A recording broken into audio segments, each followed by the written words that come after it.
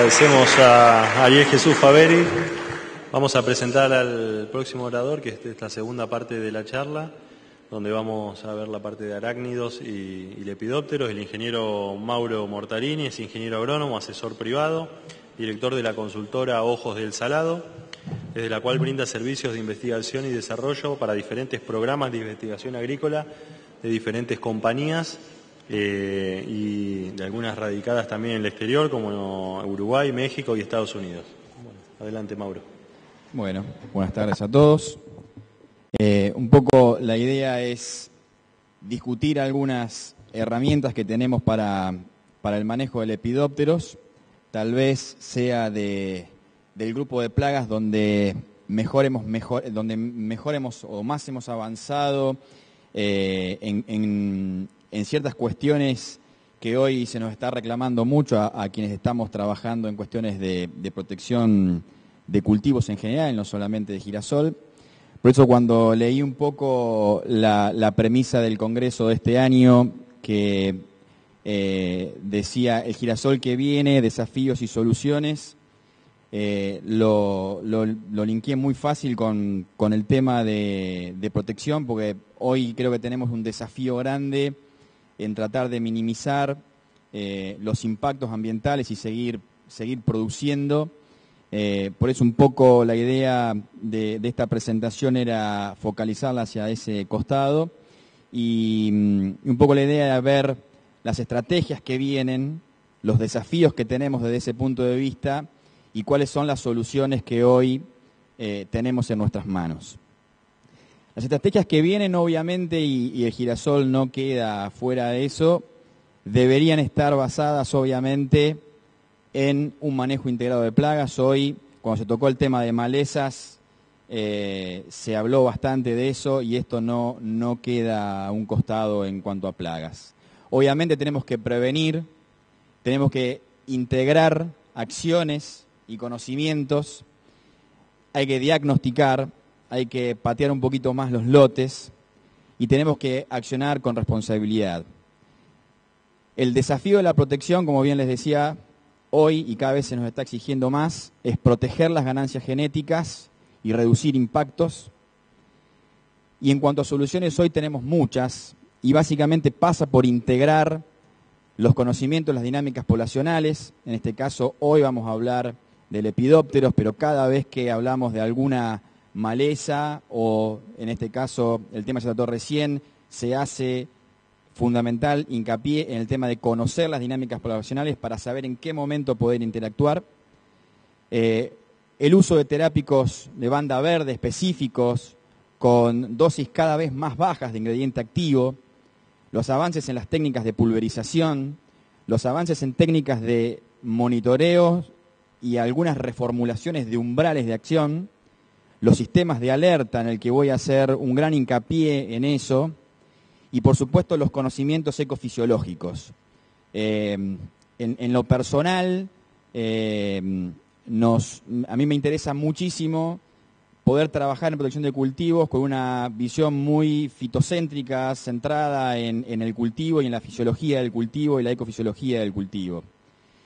En el caso del manejo de lepidópteros, nosotros en el oeste de la provincia de Buenos Aires, donde estamos asesorando alrededor de 35.000 hectáreas en esa zona, tenemos una red de trampas de luz ya hace varios años, distribuida en esas localidades que ustedes están viendo ahí, que nos permite poder predecir con muy buena anticipación los ataques que vamos a tener de lepidópteros en cultivos de soja, girasol y otros cultivos. Básicamente, en importancia relativa, voy a hacer mención, en algunos casos más rápidos que otros, a cuatro grupos de lepidópteros que son las cortadoras, que ahí en esa escala de importancia relativa están puestas como las de mayor importancia por la frecuencia en que venimos teniendo problemas y los niveles poblacionales que estamos teniendo.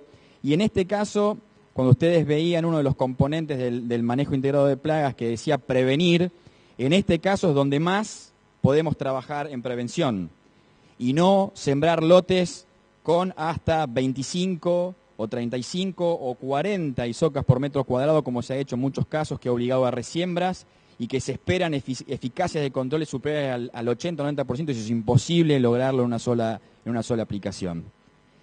Medidora, la famosa espilosoma o gata peluda, como se llama en su nombre vulgar, y también no un nuevo actor, sino en realidad es una plaga vieja ya en el cultivo, en muchos cultivos, sobre todo en girasol, pero que viene en nuestra zona y en zonas templadas, incrementando su presencia y su prevalencia, que es la Hisoca bolillera o Helicoverpa gelotopodium.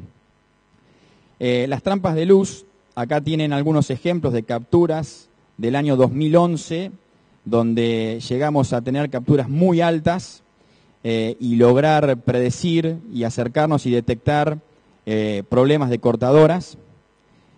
Lo mismo para Helicoverpa. En girasol ese año tuvimos algunos ataques. No es común detectarla en girasol, pero está incrementando su presencia en el cultivo de soja y en estadios tempranos de girasol. Y después vamos a ver, a través del análisis de una serie histórica de registros de trampas de luz, cuál es la frecuencia de aparición y en qué momentos. Lo mismo para las capturas de medidora. Ha habido un ataque muy diferencial entre años. El año 2009 fue un año importante para los cultivos de girasol y soja.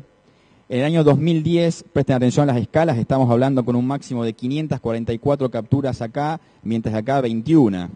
Este año prácticamente no requerimos aplicaciones en el cultivo de girasol, y en el 2011 en casos puntuales.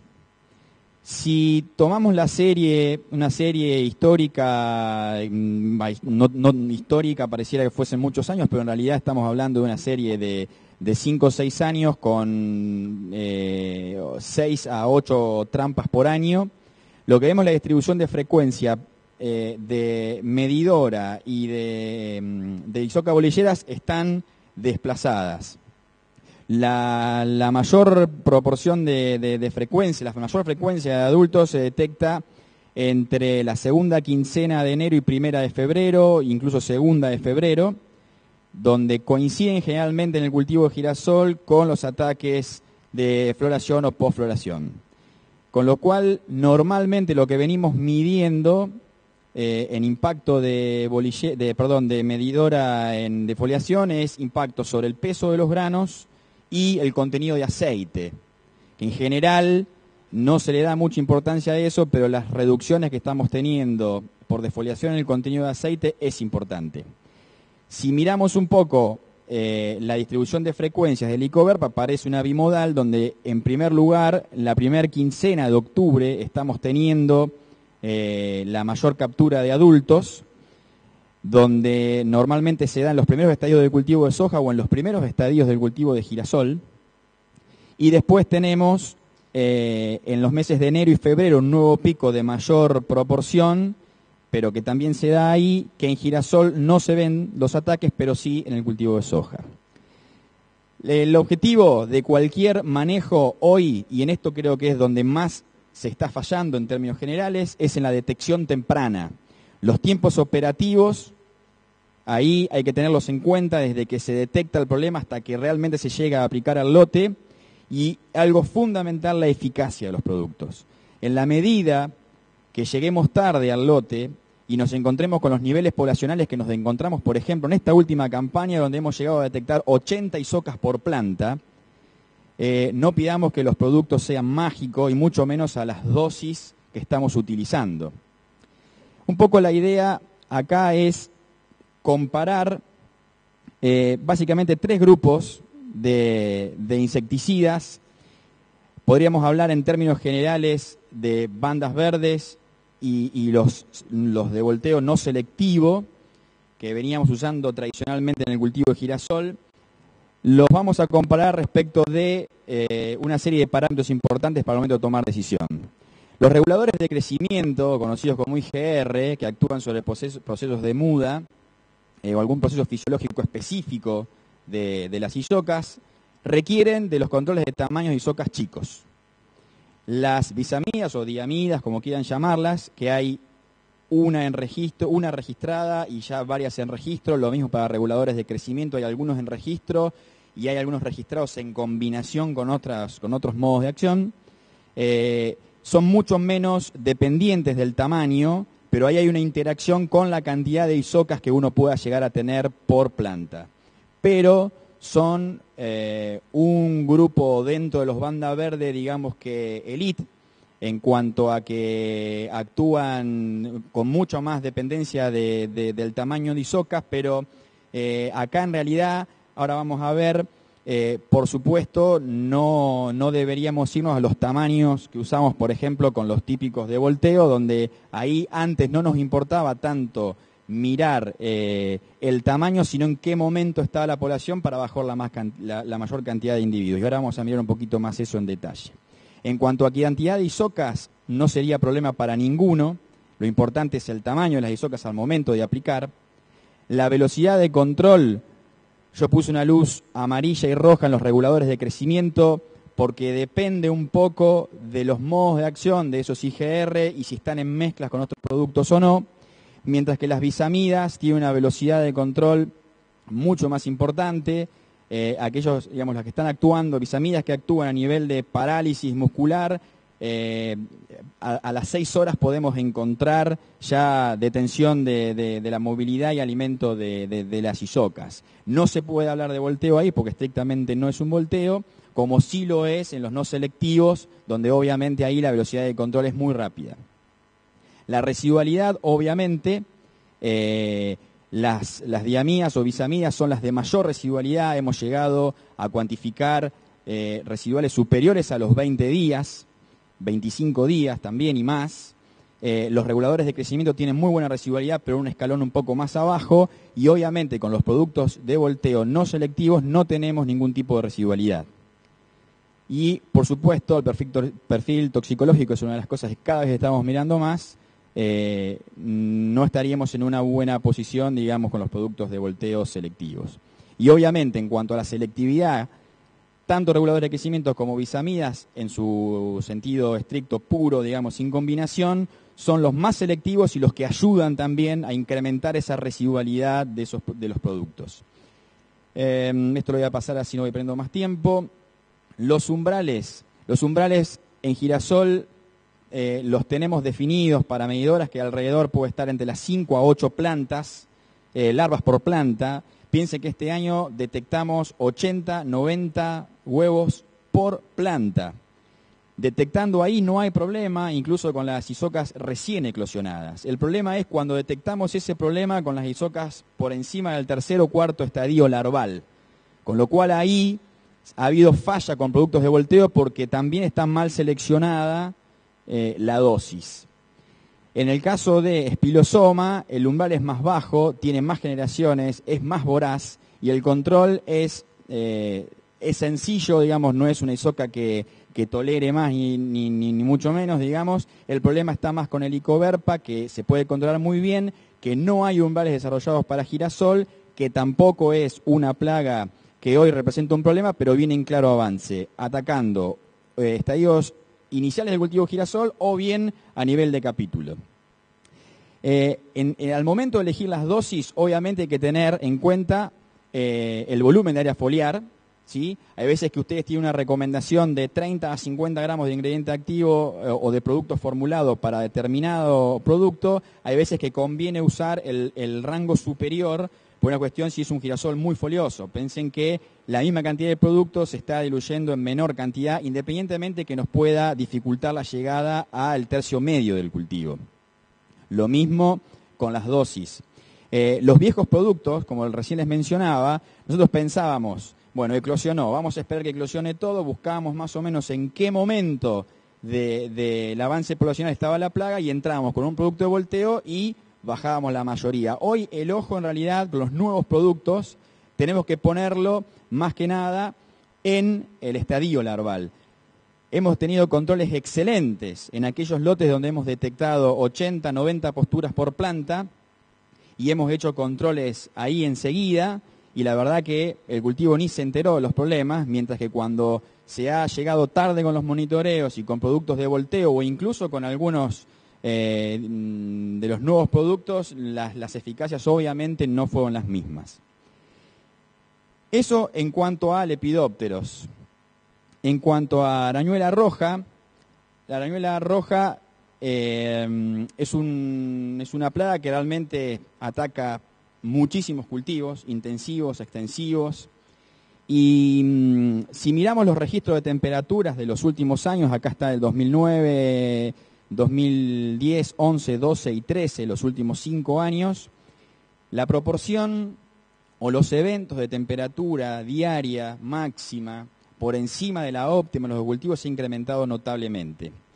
Quiere decir que hay momentos del ciclo del cultivo, tanto de girasol como de otros cultivos, en los que estamos exponiéndolos a temperaturas altas y condiciones de deficiencia hídrica, y esas son las condiciones que favorecen el desarrollo y el avance de una plaga como las arañuelas.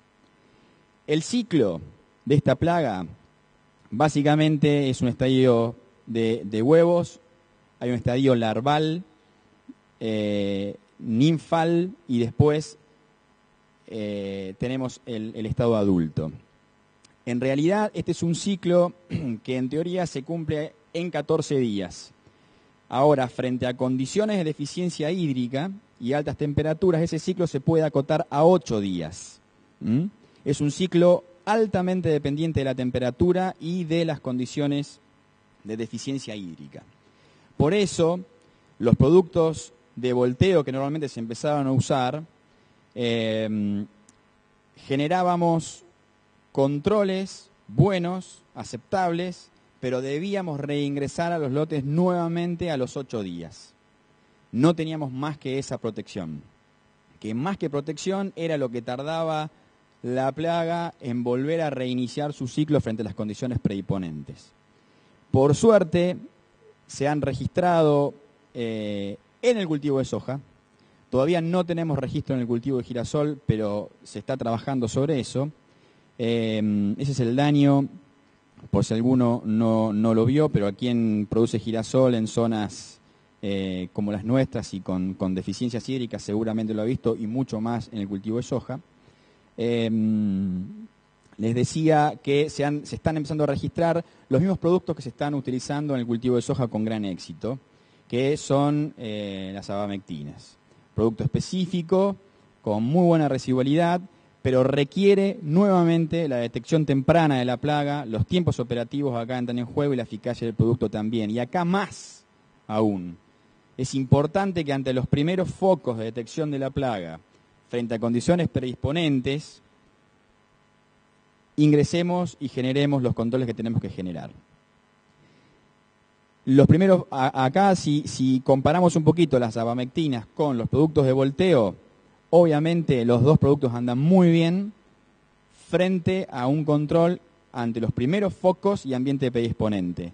Obviamente con la abamectina vamos a generar una residualidad que es muy poco probable que tengamos que volver o por ahí hacer algún repaso al final, pero es muy poco probable que tengamos que volver si las cosas se hicieron bien, mientras que con un selectivo vamos a tener que estar realizando aplicaciones sucesivas. La residualidad, obviamente, en los productos de volteo ya de lo que comenté, y las abamectinas tienen una residualidad muy interesante que se están mezclando con otros productos específicos para lepidópteros y que cuando salga el registro para el cultivo de girasol va a ser una solución más que interesante para las zonas donde esta plaga se está propagando de manera importante. No tenemos cuantificaciones de pérdida de esta plaga. Lo único que les puedo decir es que en el cultivo de soja sí, hace 4 años que venimos realizando un programa en el que estamos cuantificando el impacto de cada plaga por separado y hemos llegado a medir hasta 500 kilos de pérdida de productividad por efecto arañuela en el cultivo de girasol. En el cultivo de girasol por isocas, como les comenté en algún momento, sí tenemos pérdidas de productividad no tan importantes por el momento en que ocurren, pero sí tenemos una importante reducción en los contenidos de materia grasa. La velocidad de control, obviamente, del selectivo es mucho más rápido que la abamectina. La abamectina, en definitiva, termina actuando a nivel de musculatura y es relativamente rápido. Lo que ustedes pueden llegar a observar ante una aplicación es que donde estaban instalados los focos, pueden llegar a observar que la plaga todavía sigue presente ahí, pero no va a avanzar sobre los tejidos sanos que están protegidos por la abamectina. Todavía no hay registro, pero está en camino a eso en el cultivo de girasol. Y finalmente, obviamente, el tema de residualidad, que ya lo mencioné, con las abamectinas logramos aplicar muchísimo menos cantidad de producto y tener un resultado mucho más que interesante. Y ya concluyendo, en el tema lepidópteros, obviamente hay varias herramientas de predicción y control muy amigables y muy efectivas. Hay que lograr, obviamente, la detección temprana y minimizar fallas y costos de esa manera. Y en cuanto a arañuelas, otra vez la detección debe ser temprana y controlar frente a los primeros focos con condiciones predisponentes. Gracias.